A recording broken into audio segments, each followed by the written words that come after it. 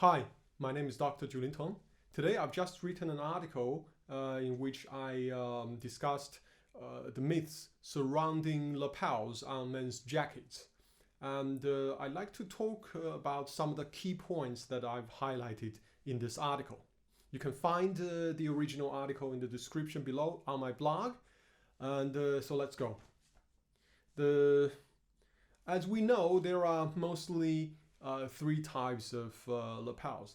There is the notched lapel, which is the most common, the peaked lapel, like the one that I'm wearing, and there is also shawl collar, which is commonly found among dinner jackets.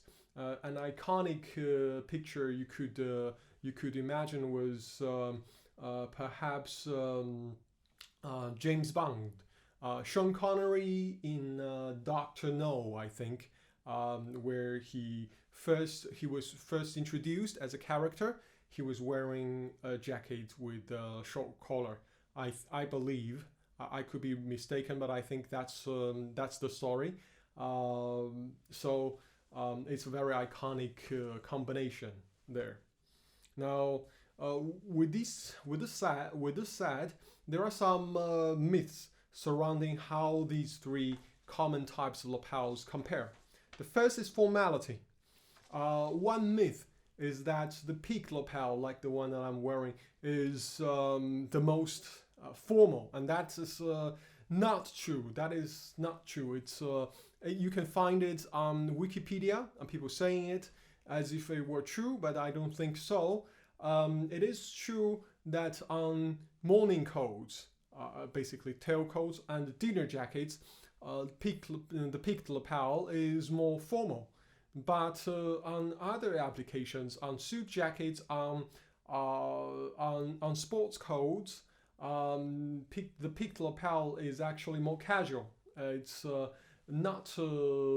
It's the opposite of more formal. It is what you wear when you want to look more relaxed, when you want to add some freshness, but it's not what you wear to the boardroom.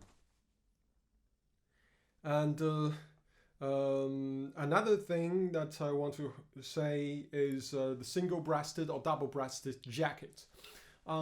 Single-breasted jackets, traditionally we find the notch lapel. On double-breasted jacket, traditionally we find the peaked lapel.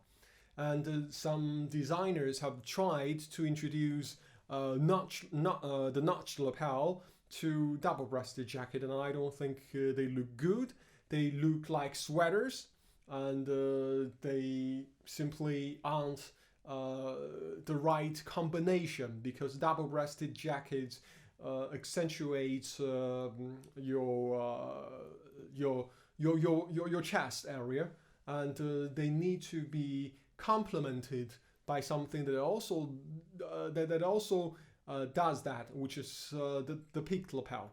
Well, the notch lapel is more thinning, but at the same around the chest area, but at the same time they don't basically go very well with double-breasted. I don't think so. And but the reverse is not necessarily false. Basically, on single-breasted suit jacket or sports coats, the peaked lapel can actually work very well. They are, as I said, less formal, but at the same time, there are in today's world a lot of situations where you want to have that a little bit casualness.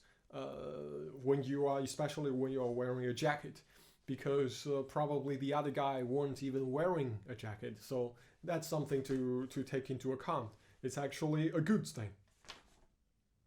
And last but not least, the short collar is, I think, or certainly is most commonly found on dinner jackets or smoking jackets, and they are single-breasted ones, and some designers have tried to combine short collar or shawl lapels with with double-breasted jackets. It does not work well with suit jackets with sport coats. It does not work very well, and I think they look actually like men's robes in a lot of cases, and that is not the look that you're going for, right? Short lapel, short collar is certainly more casual, and that's why I think in a lot of more formal situations such as weddings, maybe you want to have a dinner jacket, a tuxedo jacket where peaked lapels are featured, so that is more formal.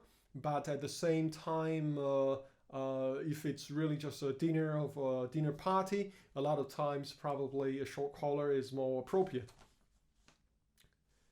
Another thing I touched on this article is lapel width. So traditionally, lapels are appropriately sized so that if your chest area is a little broader, the jacket is a little larger, in proportionally your lapels are wider. So there is a more traditional width to it, about 4 inches. No, I think to the maximum 4 inches. I think 3.5 to 4 inches, if I remember correctly. But there has been a fading trend. I think this trend, fortunately, is passing, which is very narrow lapels, and you can find these jackets mostly on cheap, quick, fast fashion brands. I'm not going to name any names, but those fast fashion brands who have a lot of advertising but a lot of bad taste, very low qualities, right? And the reason that they say that this is young, the narrow lapel looks fresh, looks young, looks light, looks clean. I don't think so. I think it may look young because you don't know what you are doing. It may look light because it is indeed light. That point I give them, but it is not clean. It is certainly inappropriate in my opinion. And the reason that they do that, I speculate. I don't have the inside information, but I speculate they are doing that because cheap jackets from fast fashion brands, all of them are fused jackets. So basically the fabric are actually basically fused onto a canvas instead of sewn onto the canvas.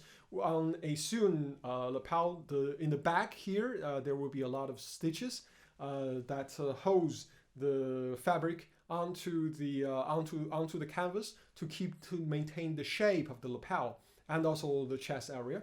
On fused jackets, that is not the case. And when fast fashion brands use cheap, low quality glues, there's bubbling that will form very quickly, especially on low quality jackets.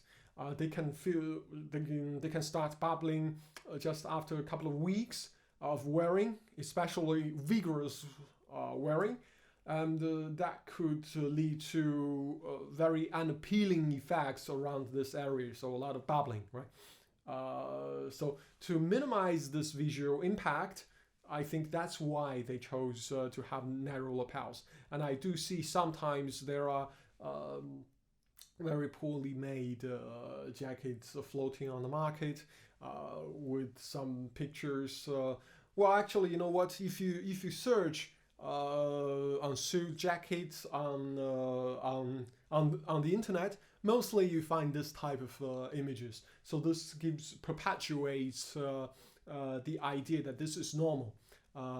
Maybe this is normal in a business sense because it cuts down costs and increases the volumes, makes more money for companies. But if you are into men's style, if you are into looking correct, that is not necessarily a good thing because not everyone is a large shareholder of a fast fashion brand, aren't we? So, all right. So this is the article. I will continue to talk about, to write about, and talk about men's fashion in the coming days and weeks. So if you like this, do like and share this video. And thank you for watching. Have a great day.